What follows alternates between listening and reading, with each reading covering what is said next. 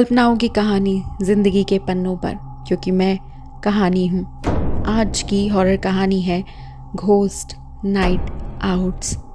सुना है भूत पीछा नहीं छोड़ते, और कुछ तो ऐसे होते हैं जिनका होना या ना होना आज तक एक मिस्ट्री से कम नहीं है। मैंने और मेरे दोस्तों ने एक घोस्ट नाइट आउटिंग का प्लान किया, क्योंकि लोगों का मानना है कि भूत या फिर नकारात्मक शक्तियाँ आधी रात को ही एक्टिव होती हैं। वैसे मेरा और मेरे दोस्तों का मानना बिल्कुल अलग है कि भूत नाम की या फिर कोई नेगेटिव एनर्जी नाम जैसा कुछ नहीं होता। लेकिन हम में से एक हमारा दोस्त ऐसा था जो इन बातों में बिलीव करता था। बस फिर क्या था, हम लोग पहुंच गए नाइट आउटिंग के लिए और एक सुनसान घने जंगल में, और सब कुछ ना कुछ कहानी किस्से कहने लगे। लेकिन जब मेरे उस दोस्त की बारी आई तब उसने कहा कि मुझे आज भी लगता है कि मेरे दादाजी मुझे देख रहे हैं या मेरे साथ साथ हैं। वो हमेशा मुझे किसी ना किसी मुसीबत से हमेशा बचाते आए हैं। अब हम लोगों ने उसका मजाक बनाना शुरू कर दिया और ज़ोर ज़ोर से हंसने लग गए।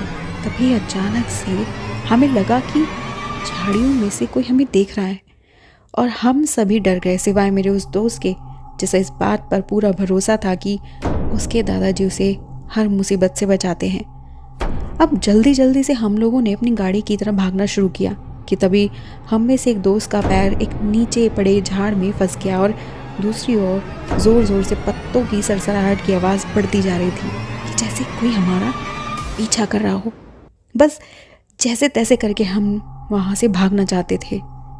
बस मेरा वो दोस्त बिल्कुल रिलैक्स था, जिसने अपने दादाजी वाली बात कही थी। ऐसा लग रहा था मानो जैसे उसे पता हो कि ये सब उसके दादाजी ही कर रहे हैं। पर जो भी हो, उस पल हमें वाकई में लगा कि भूत नाम की चीज़ भी शायद असलियत में होती है।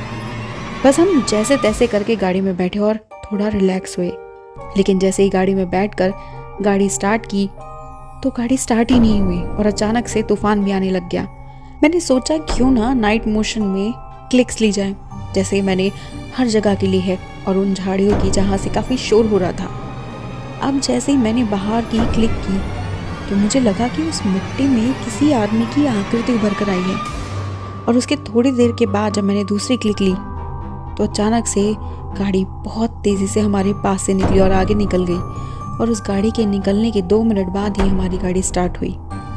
थोड़ी दूर आगे चलकर देखा तो उस गाड़ी का इतना ज़बरदस्त एक्सीडेंट हुआ कि उसमें बैठा वो आदमी नहीं बचा।